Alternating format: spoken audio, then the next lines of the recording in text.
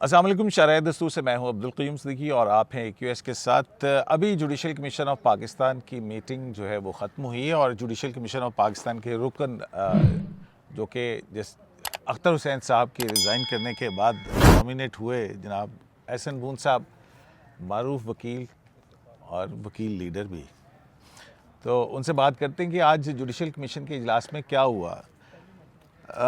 Bone صاحب، 3 ایجنڈے تھے۔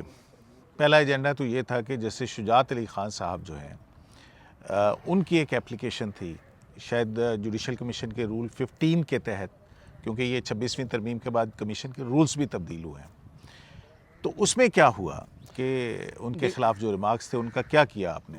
وہ یہ ہے کہ انہوں نے تو اپنی ریکویسٹ بھیجی تھی کہ ایکسپنکشن of remarks in my absence جو ہوئے ہیں وہ اس کے حوالے سے کوئی ٹینجیبل ایویڈنس نہیں ہے، تو اس پہ کمیشن نے ڈیلیبریٹ کیا، تمام ممبرس نے اپنی اپنی رائے دی، اینڈ الٹیمیٹلی کمیشن جو تھا انہوں نے جو 15(3) کے تحت تھا، انہوں نے کہا اگر 175A(2) کے تحت ہم پاور ایکسرسائز کرتے ہیں، جنرل آرڈر پاس کرتے ہیں، تو that should be with 2/3 majority.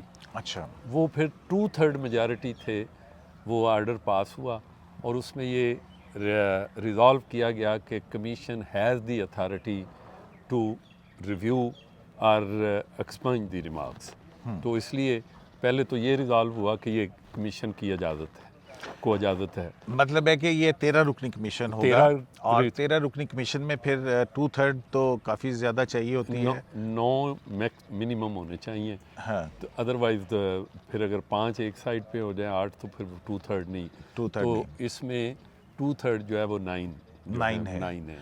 تو یہ 9 ممبرس ہیں، مطلب ہم اس کے اندر دیکھتے ہیں اس میں ججز بھی ہیں جوڈیشل کمیشن میں، اور اس جوڈیشل کمیشن کے اندر اٹارنی جنرل بھی ہیں، لاء منسٹر بھی ہیں، بار کے نمائندے بھی ہیں، اپوزیشن کے سینیٹرز اور ارکان اسمبلی بھی ہیں، حکومت کے بھی ہیں، اور صوبائی بار کے نمائندے بھی ہیں۔ صوبائی بار کے نہیں ہیں، یہ کور کمیشن جو ہے اس میں پارلیمنٹیرینز ہیں، گورنمنٹ کے ہیں، حکومت کے اور اپوزیشن بھی ہیں، اور جج صاحبان بھی ہیں، اور پاکستان بار کونسل خورشید بروچا جو ممبر سول سوسائٹی ہے۔ تو اس میں کیا کمپوزیشن رہی؟ 9 ارکان جو ہیں وہ نان جوڈیشل ارکان تھے اور 4 جوڈیشل ارکان تھے۔ میں نہیں بات کر سکتا نان جوڈیشل تھے یا جوڈیشل تھے، لیکن میں یہ صرف یہی آپ کو بڑے خوش اسلوبی سے، بڑے تأمل سے تمام دوستوں نے اپنی اپنی رائے کا اظہار کیا، اور اس کے بعد ڈیسائیڈ کیا۔ صرف میں ایک بات آپ کو کہہ سکتا ہوں کہ اس میں گورنمنٹ اور اپوزیشن کے جو ممبران تھے وہ دے ور آن 1 پیج۔ اچھا، سیم پیج تھا، یہ پی ٹی آئی اور حکومت کا 1 پیج۔ 26 امینڈمنٹ کے بعد پی ٹی آئی اور موجودہ حکومت کے ممبران دے ور آن 1 پیج۔ یہ آپ کی برکت سے ہوا ہے یا کوئی اور جادو چلا ہے؟ یہ مجھے لگا ہے کہ دونوں پارٹیوں جو ہیں نا، گورنمنٹ اور اپوزیشن، ان کی آپس کی کوئی برکت ہے اندر کی، یہ ہمیں دکھانے کے لیے وہ ادھر ادھر کرتے رہتے ہیں، لیکن میرا خیال یہ ہے کہ وہ وچوں کٹھے نے لوکاں نوں لڑان واسطے، لوگ آگے پیچھے کرنے کے لیے، مطلب کہ پولیٹیکل، ہاں، لیکن اچھی بات ہے، بڑی کنسٹرکٹیو گفتگو کی بیرسٹر علی ظفر نے، اپنے گور صاحب نے، اعظم تارڑ صاحب نے، بروچا جو ہیں، دوسرے بھی، انہوں نے ساروں نے بڑی اچھی گفتگو کی، اور اس کے بعد انہوں نے یہ کیا۔ نہیں، ایک طرح سے یہ بھی ہے کہ پاکستان تحریک انصاف نے، اس کا مطلب کہ بڑی اپنی رائے کا تو اظہار کرتے رہتے ہیں، لیکن وہ جو چیف جسٹس نے کہا تھا کہ سسٹم کو چلنے دیں اور سسٹم میں رہ کے اپنی رائے کریں، تو اس وجہ سے پہلے بھی ایک بڑے اچھے جج جو ہیں وہ سپریم کورٹ میں نہیں آ سکے، تو اس مرتبہ انہوں نے چیف جسٹس کی ایڈوائس پہ عمل کیا، اس پروسیس کے اندر حصہ لیا۔ دیکھیں، یہ تو وہی بتا سکتے ہیں کہ انہوں نے کس کی، لیکن دے ور آن، government and opposition they were on 1 page. ہاں، اچھا، تو یہ بڑی اچھی بات ہے جناب۔ تو مطلب آپ یہ نہیں بتا رہے ہیں کہ، لیکن اگر آپ کہتے ہیں کہ اپوزیشن اور حکومت 1 پیج پہ تھی، تو اس کا مطلب ہے کہ جوڈیشل سائڈ دوسری طرف تھی؟ نہیں، یہ نہیں میں کہہ سکتا. اس میں کئی دیکھیں سیول سوسائٹی بھی ہے, بار بھی ہے, ججز بھی ہیں, اس لیے ساری چیزیں اس میں مکس ہیں, اس لیے یہ نہیں ہے ہم کلاسیفائی کر سکتے وہ دوسرے کون تھے. تو یہ جو 2024 مئی کا فیصلہ تھا شجاعت علی صاحب اور باقر نجفی صاحب کے خلاف ایڈورس ریمارکس کا, اس جوڈیشل کمیشن کے ممبرز کے اندر سے اس وقت جوڈیشل کمیشن کے ممبرز میں ایک تو میں جو گیس کر رہا ہوں اس میں جسٹس منصور علی شاہ ہیں, جسٹس منیب اختر ہیں, اور جسٹس امین الدین خان صاحب تھے, جسٹس یحییٰ آفریدی. یہ 4 تو جو ہیں وہ پرانے کمیشن کے ہیں. بالکل ہیں, لیکن دیکھیں جج صاحبان بھی جب آرگومنٹ سنتے ہیں, بات سنتے ہیں, تو وہ اپنے آپ کو چینج بھی کرتے ہیں. وہ سمجھتے ہیں اگر کسی کی بات لاجیکل ہے, یہ ہے کہ ان کی پٹیشن جو اپلیکیشن تھی وہ یہ تھی کہ جی بات یہ ہے کہ ان اور ایبسینس تہمت لگائی گئی ہے وداؤٹ ٹینجیبل ایویڈنس, تو وہ اوپینین چینج بھی کر سکتے ہیں. اس لیے یہ کہنا کہ وہ ضرور یہ کریں گے یہ بات ٹھیک نہیں ہے. بات یہ ہے کہ جج صاحبان ہمیشہ ریویو بھی کرتے ہیں, اپنے فیصلوں پہ کرتے ہیں, تو اس لیے یہ کہنا کہ جی. اچھا, آپ سے پہلے جو ہے وہ ایک جوڈیشل کمیشن کے ممبرز جو نکل کے گئے ان میں سے ایک ان کا نام ظاہر نہ کرنے کی شرط پہ انہوں نے کہا جی جوڈیشل سائٹ سے مخالفت آئی. دیکھیں وہ جو کر کے گئے ہیں اور اسی لیے 9-4 سے فیصلہ نہیں ہوا, نہیں ورنہ تو یونینیمس تھا. نہیں وہ بات نہیں, وہ جوڈیشل سائڈ پہ انہوں نے یہ کہا ہوگا جو جوڈیشل جنہوں نے نام نہیں بتایا, لیکن میں یہ نہیں کرتا کہ وہ جوڈیشل سائڈ پہ تھے یا بار کی طرف سے یا سیول سوسائٹی کی طرف سے تھے یا کوئی. اچھا چلے میں آپ سے پھر ایک اور اگلے ایجنڈے پہ آ جاتے ہیں, اور پھر اس کے بعد جوڈیشل کمیشن کے اندر ایک اور بڑی خوشخبری چھپی ہوئی ہے, وہ بھی آپ سے ڈسکس کریں گے. تو جسٹس علی باقر نجفی جو ہیں ان کے حوالے سے ظاہر ہے جب ریمارکس حذف ہو گئے تو وہ کنسیڈر ہوئے ایز فار دا جج آف دا سپریم کورٹ. تو شجاعت علی خان صاحب اور علی باقر نجفی صاحب جو اب طریقہ کار ہے وہ تو یہی ہے کہ جو سینئر موسٹ ہے اس کو, اور پھر اس کے بعد دوسرا, اور پھر تیسرا, اور پھر اس کی ریزننگ دینی پڑتی ہے جوڈیشل کمیشن کے رولز میں. تو جسٹس عالیہ نیلم کو کنسیڈر کیوں نہیں کیا گیا, اور باقر نجفی صاحب کو کتنے ووٹ ملے, اور شجاعت علی خان صاحب کیوں ایک مرتبہ پھر رہ گئے؟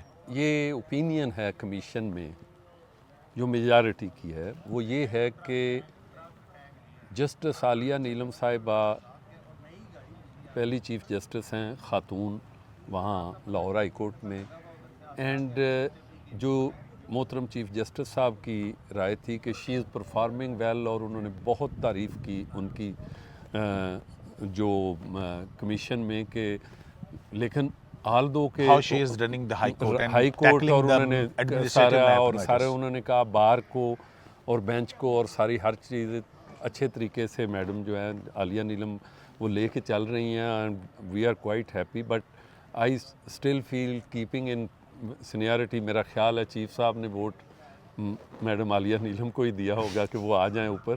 لیکن جب ان کی یہ بات ساری سنی تو کمیشن کی میجارٹی کی رائے یہ ہے کہ when she is running a high court جو کہ بڑا پیچھے ٹربولنٹ تھا, جو آؤٹ گوئنگ چیف جسٹس تھے, باقی چیزیں جیسے چلتی رہیں ہیں جس کو اتنے سموتھ طریقے سے وہ چلا رہی ہیں, تو سمجھ رہے ہیں کہ موجودہ سب سے ٹربولنٹ صوبہ بھی ہے, تو اس کو اچھے طریقے سے چلانے کے لیے ان کو اور ٹائم دیا. ٹربولنٹ کس حوالے سے صوبہ ہے؟ دیکھیں پہلے آپ نے جوڈیشل معاملات کے حوالے سے, ویسے ٹربولنس تو بلوچستان میں وہ بھی ہے, دیکھیں آپ پہلے عدالتی امور کے حوالے سے عدالتی امور کے حوالے سے, اس لیے پہلے بار اور بینچ کا بڑا اختلاف ہوتا رہا, جلسے ہوتے رہے, جلوس ہوتے رہے. لیکن میں سمجھتا ہوں کہ موجودہ حالات میں جب یہ کمیشن یہ کنسیڈر کرتا ہے کہ اچھے طریقے سے ساری چیزیں چل رہی ہیں, تو پھر she should stay there for some time more. تو یہ ہوا, اور پھر اس کے مطلب یہ ظاہر ہے چیف جسٹس صاحب کی رائے بھی آ گئی کہ وہ چاہتے تھے, لیکن کمیشن نے ان کو وہ کیا. تو اس پہ بھی ووٹنگ ہوئی یا نہیں ڈیفینیٹلی اکثریت رائے سے تمام, جب آپ کے پاس آؤٹ آف 5 کرنا تھا نا. تو باقی شجاعت صاحب کو کتنے ووٹ ملے؟ دیکھیں یہ کمیشن کے اندر کا معاملہ ہے کہ ان کو کتنے ووٹ ملے, یہ بات کی بات ہے, لیکن وہ کنسیڈر ضرور ہوئے. وہ کنسیڈر ہوئے, ظاہر ہے کنسیڈر ہوئے. ہاں, ووٹ ملے بھی یا کہ کوئی ووٹ نہیں ملا؟ یہ بھی میرا خیال ہے کچھ آپ سے باتیں ان جن دوستوں نے آپ کو یہ بات کی, ان کو کتنے ملے یہ بات کی بات ہے، لیکن وہ کنسیڈر ہوئے نہیں ہوئے. وہ کنسیڈر تو ظاہر ہے وہ تو ہونا تھا نا جی، وہ تو کوئی مسئلہ نہیں. اصل مسئلہ تو یہ ہے کہ یہ 9-4 کا فگر برقرار رہا یا نہیں. نہیں وہ دیکھیں وہاں تو ان کو حوالے سے ظاہر ہے کہ 9-4 ہوتا تو وہ آ جاتے. میرا خیال ہے تو ان کو ریکوائرڈ ووٹ نہیں ملے، نہیں ملے. وہ 0 بھی ہو سکتا ہے اور 8 بھی ہو سکتے ہیں بالکل. یا 7 بھی ہو سکتے ہیں یا 5 بھی ہو 0 بھی ہو سکتا ہے، وہ 6 بھی ہو سکتے ہیں. وہ 6 بھی ہو سکتے ہیں. مطلب ہے کہ منیمم اور میکسیمم منیمم 0 ہے، ہاں. میکسیمم 6 ہے جو نہیں کنسیڈر ہوگا. جو مطلب یہ 0 اور 6 کے درمیان میں کہیں فگر ہے. نہیں 0 بھی پاسبل ہے. یہ بھی ہو سکتا ہے، 6 بھی ہو سکتا ہے. 6 بھی ہو سکتا ہے. ٹھیک. تو باقر نجفی صاحب کو کتنے ووٹ ملے؟ باقر سے نجفی صاحب کو 9. زبردست. اور باقر نجفی صاحب کے معاملے پہ اپوزیشن اور حکومت ایک پیج پہ تھی. جوڈیشل سائڈ کے بارے میں آپ کچھ ڈسکلوز نہیں کرنا چاہتے؟ نہیں وہ دیکھیں وہ ہر بندے نے اپنی، میں یہ نہیں کہہ سکتا کس نے کیا کیا کس نے. بہرحال اپوزیشن اور گورنمنٹ دونوں اکٹھے تھے. اچھا، اگر ہماری انفارمیشن، میری انفارمیشن جو ہے وہ یہ ہے کہ جوڈیشل سائڈ کے اوپر 4 ووٹ تھے جنہوں نے پہلے بھی مخالفت کی تھی رولز کے وہ حذف کرنے کے حوالے سے. وہی 4 ووٹ ادھر بھی انٹیکٹ رہے اور وہ جوڈیشل سائیڈ کے ووٹ ہیں.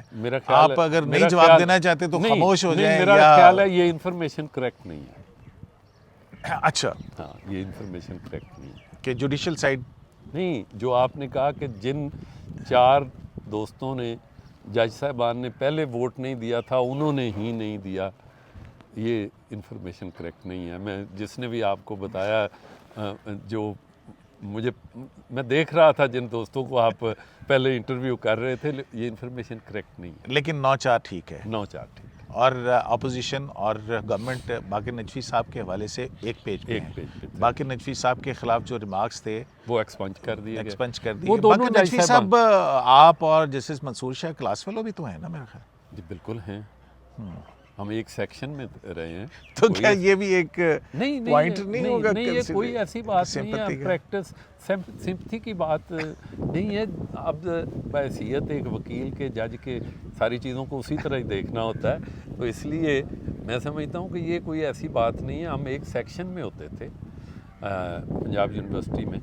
لیکن بات یہ ہے کہ باقر نجفی صاحب کے حوالے سے جو اوور آل بار کی فیل ہے، اوور آل میں نے ساری زندگی لاہور ہائی کورٹ میں وکالت کی ہے، تو باقر نجفی صاحب کو آج میرا خیال ہے تقریباً 13 سال ہو گئے ہوں گے جج لگے ہوئے. 13-14 سال.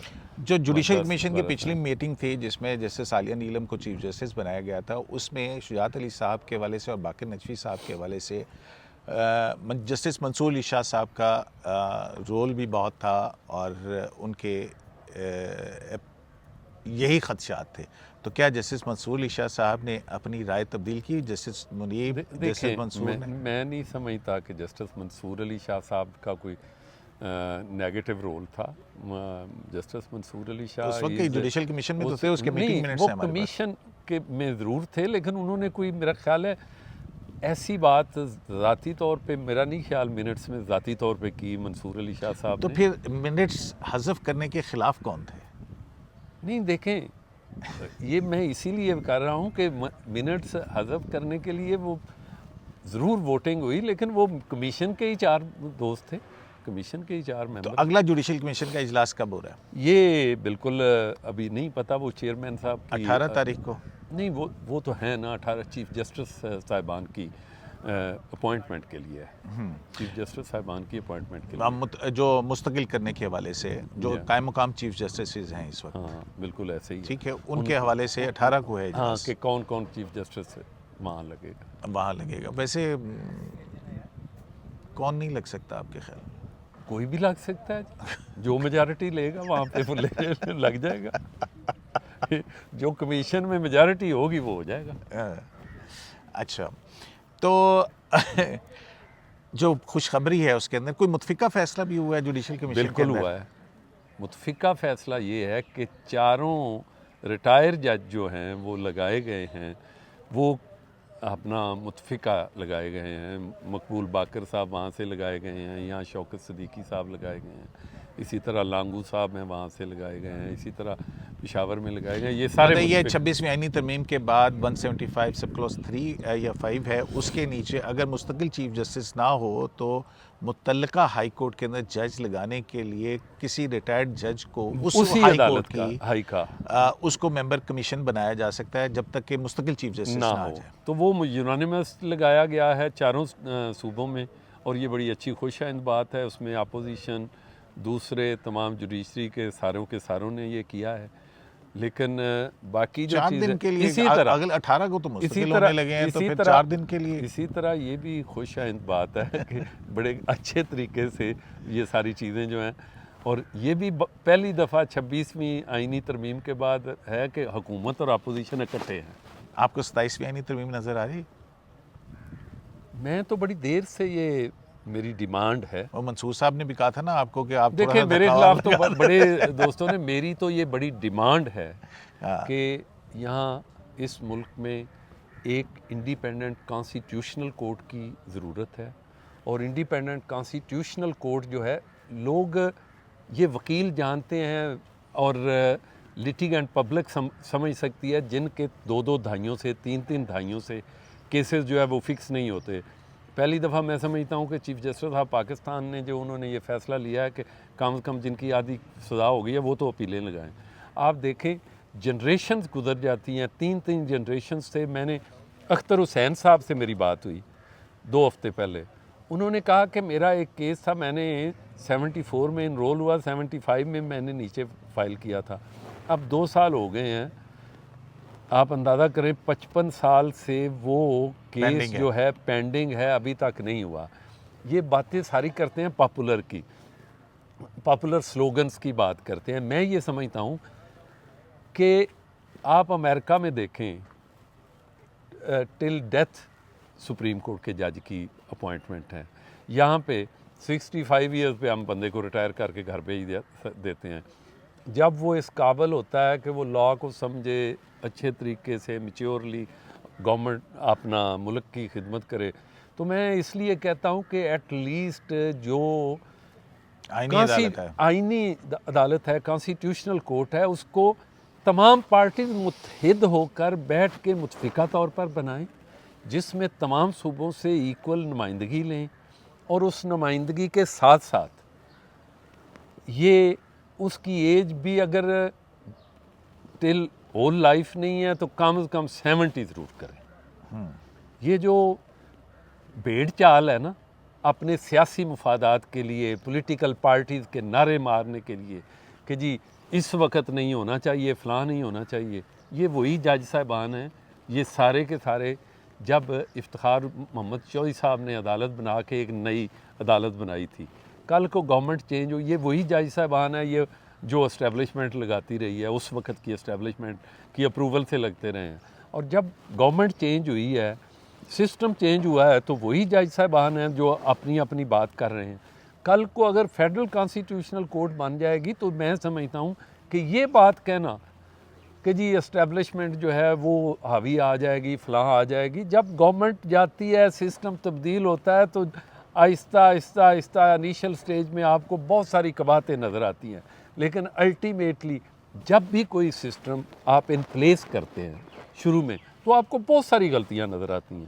لیکن آہستہ مولانا رومی صاحب کی ہے نا, انیشل سٹیج پہ آپ کو پانی آپ گزر جاؤ بیچ میں تو گدلا نظر آتا ہے, اور جب آپ اسی گندی ندی کو بہنے دو تو ایک سٹیج آئے گی, آپ اس میں چاند بھی دیکھ سکتے ہو, چاند کی روشنی بھی دیکھ سکتے ہو, اپنا چہرہ بھی دیکھ سکتے ہو اس صفائی میں.